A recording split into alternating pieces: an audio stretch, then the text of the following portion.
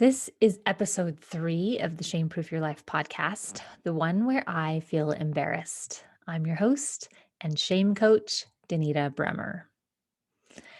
In this podcast, I tell stories from my life to fulfill a prompting I've had for far too long. I help you tell your story in a way you see you aren't alone and there's nothing wrong with you.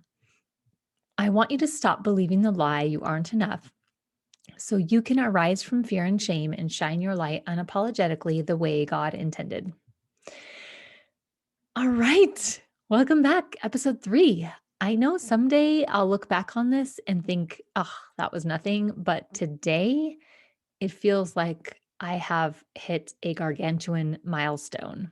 So thanks for tuning in again or for the first time. I hope you are enjoying this. Today, I want to talk about fear of embarrassment. This has been a huge theme in my life. I could rattle off probably 20 instances of feeling embarrassed or afraid to feel embarrassed. Today, I'm only going to mention a few of those, and most of them are very quick, short stories, and especially from my younger childhood. This is something that really held me back and kept me from being myself essentially in so many ways. And I think the way I think of it is embarrassment is kind of a derivative of shame. It's something that I hear my clients really get stuck in a lot. So last week we talked about how our thoughts create our feelings.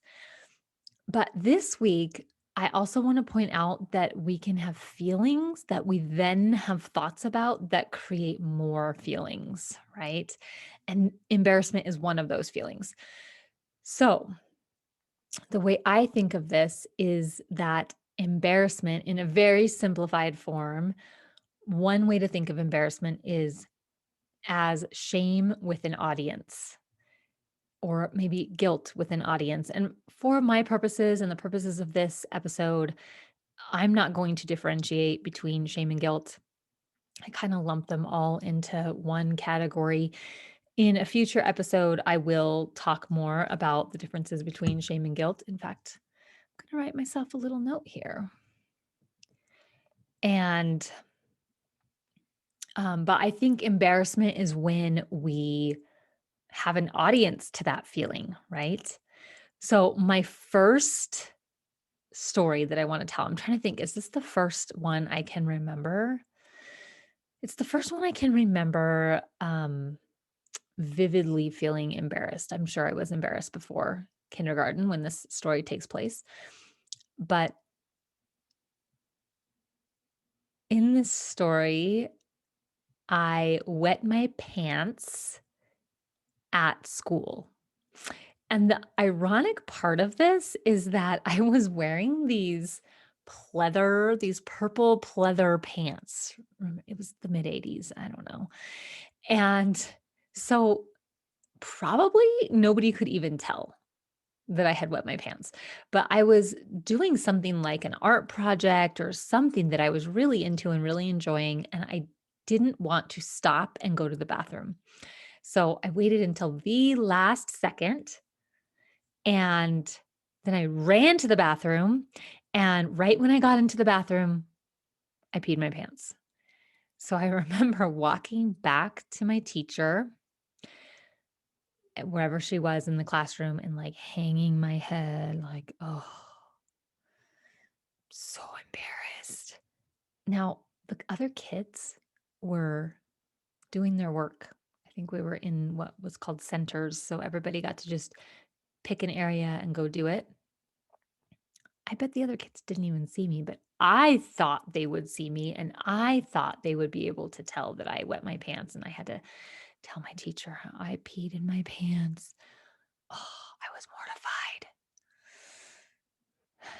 Okay, the second story happened in third grade. So a few years later, and I don't remember the exact context of what was going on, but there was something going on with like friend groups, and one friend group was upset with the other friend group, and somehow I was in the middle of it all. I don't even know, but I left the classroom for some reason. Maybe I had to go to the bathroom. I don't know.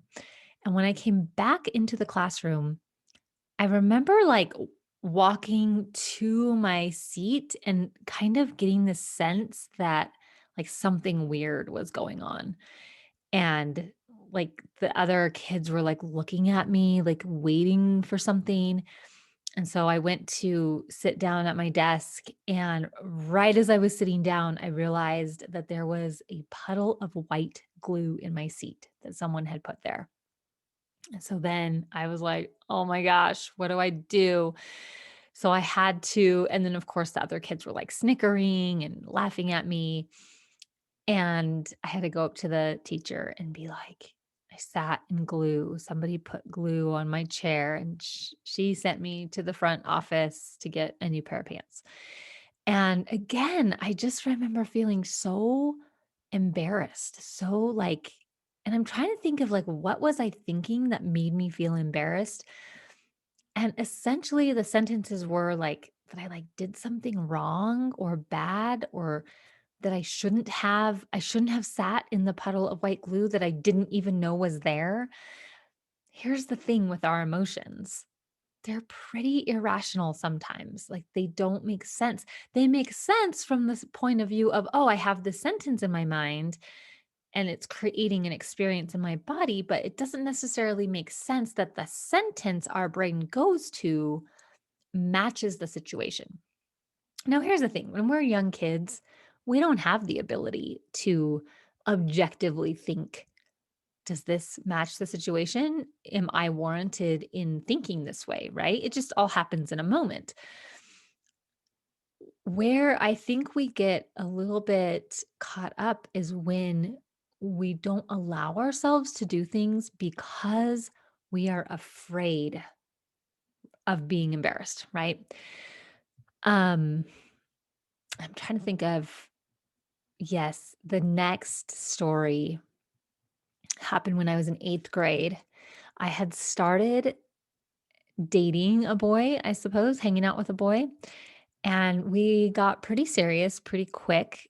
I was 13 and he was 16. So, first of all, yes, I know. Looking back at it, I'm kind of like, what? Why would my parents let me do this? But they not only let me do it, they encouraged me. And I guess, I don't know, growing up in a small town, it wasn't as big of a deal. I remember there was another girl in my grade who was dating a guy 3 years older as well, so it felt normal. Um, and so when things got more serious, we would see each other at school, like, we would meet up for lunch or whatever, and he would wanna hold my hand. Of course, right? Boyfriend, girlfriend, that's what they do, they hold hands. But I was embarrassed, not because I was embarrassed of him, I was embarrassed of, like, of myself and what other people might think, and I remember, like, thinking about it and deciding. Like, I remember I recognized that I had a choice here, and I remember feeling kind of stuck, like, well, I like this guy and I like hanging out with him. He's a good guy. He treated me very well. But also, I kind of value what my peers think of me. So I felt kind of stuck in that situation.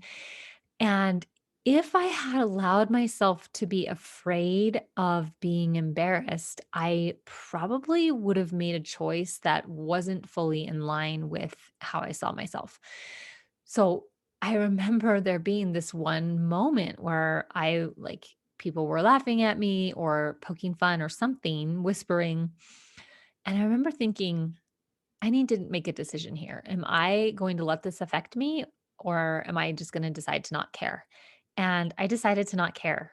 And so I also look back at myself at that point because I was very shy. I was very timid, but that was a pretty bold decision for a shy, timid girl to just be like, I'm not going to care. I like him more and I like hanging out with him more.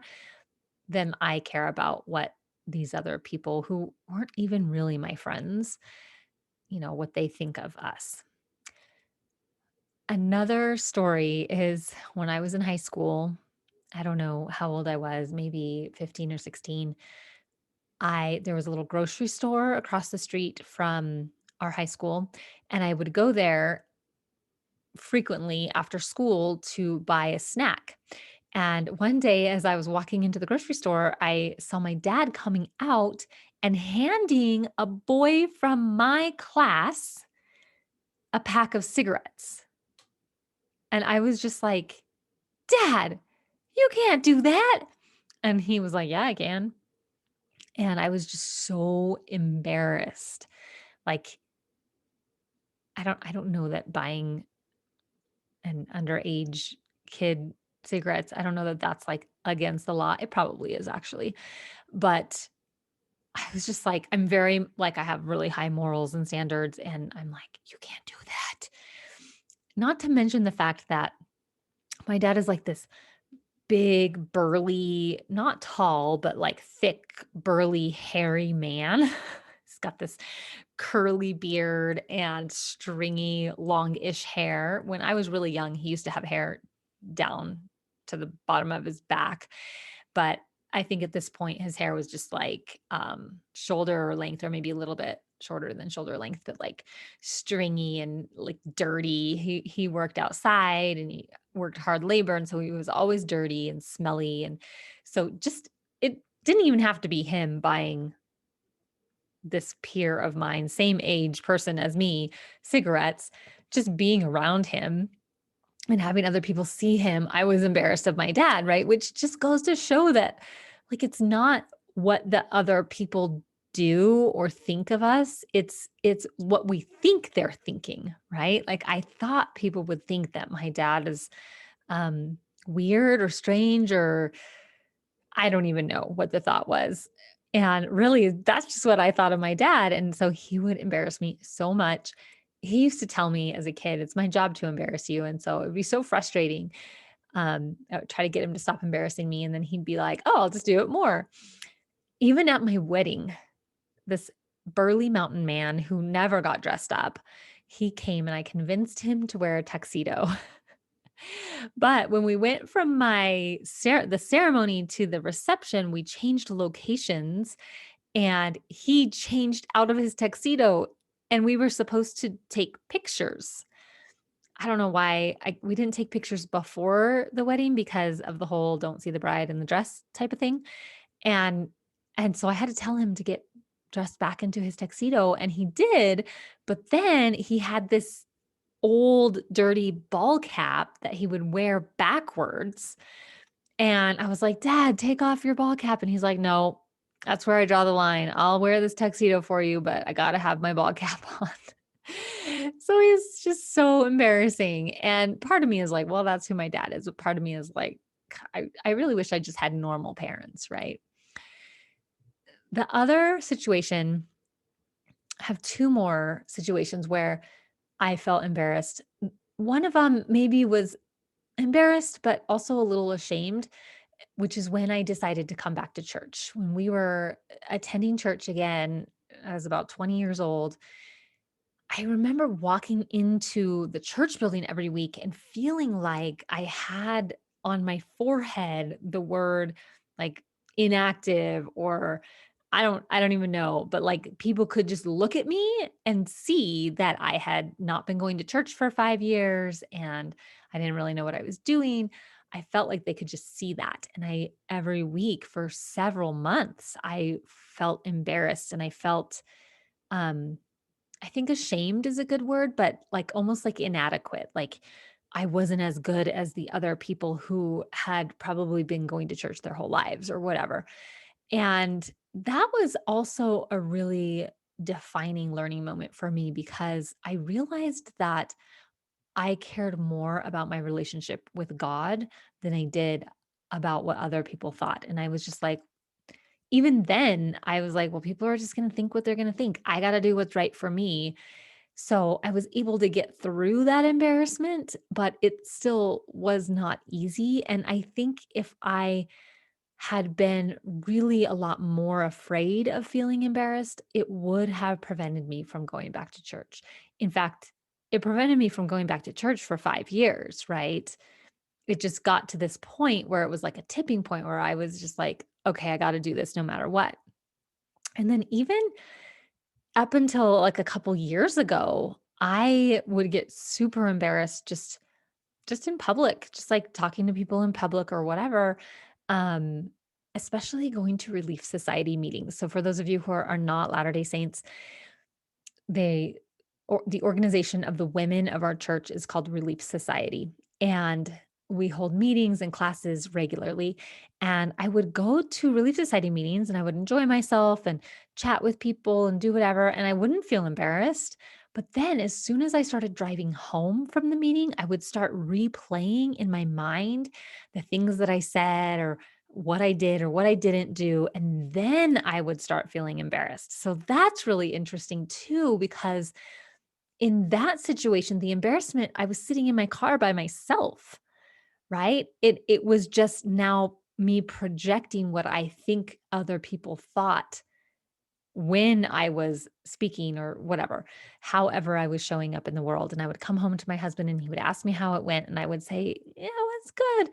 But I said this and I don't know. I should never go to Relief Society meetings again. And should I apologize to that person? And I would get really, really in my head spinning about these things and feel like I shouldn't show up anymore.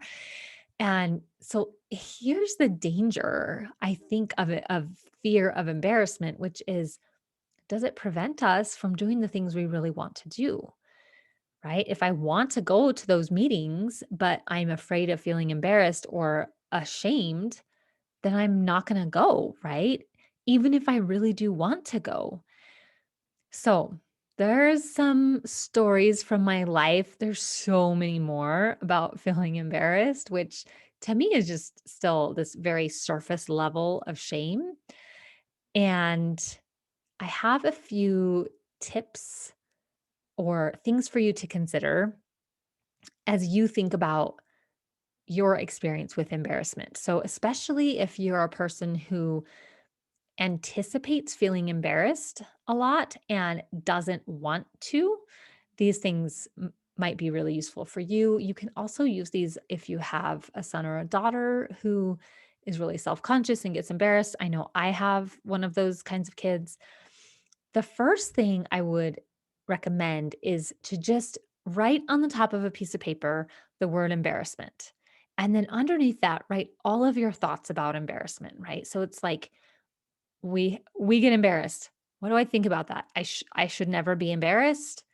I'm stupid. I'm awkward. I'm not as good as that person. People don't like me. Like whatever those thoughts are about feeling embarrassed, just get them all out so that you can recognize that's what drives the fear of embarrassment, right? And once you can see that those are just thoughts that you could believe or not, like I'm just going to take one for example. If you think I'm awkward, when I get embarrassed, I'm awkward. Maybe that's true, or maybe not. Maybe awkward comes just from you feeling like you shouldn't be embarrassed. And if you were able to drop all the thoughts about being embarrassed, you'll be able to handle it a lot easier. The other one I kind of touched on in one of my stories, which is to decide what is really important to you. So it might be true that you're going to be embarrassed in a situation, but you can decide to just not care what other people think and do it anyway. So, what do you value more? What other people think, or the thing you want to do, or the way you want to show up that feels like you? Another tip I have that I think is really good in the beginning as you're trying out this work is, okay, let's just say you're going to be embarrassed. How about we plan for it and have a response ready? Why don't we just say, yeah, I'm going to go to this event or whatever. I'm going to perform in front of people and I'm going to be embarrassed. All right. So you're going to be embarrassed. You could have a response ready for any time you feel embarrassed. Like, I kind of recommend anytime we admit to whatever we're feeling in that moment, it diffuses the situation. So, say you are walking down the street and you fall on your face. You don't hurt yourself, but you just fall and it's embarrassing. You could get up and just be like, "Well, that's embarrassing." Right? Because that's what everybody's thinking, like, "Oh, that's embarrassing." And when we just admit it out loud, then it sort of takes the sting out a bit.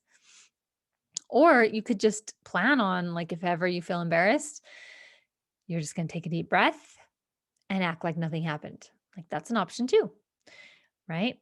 Um, the other thing that will probably come up a lot on this podcast is that knowing that an emotion is just a set of sensations in your body helps you look at it more objectively. And it's genuinely just like feeling hot or cold or hungry or like feeling like you need to use the bathroom. We don't put any meanings on feeling hot or cold. It's like, oh no, I felt cold. What is everyone going to think?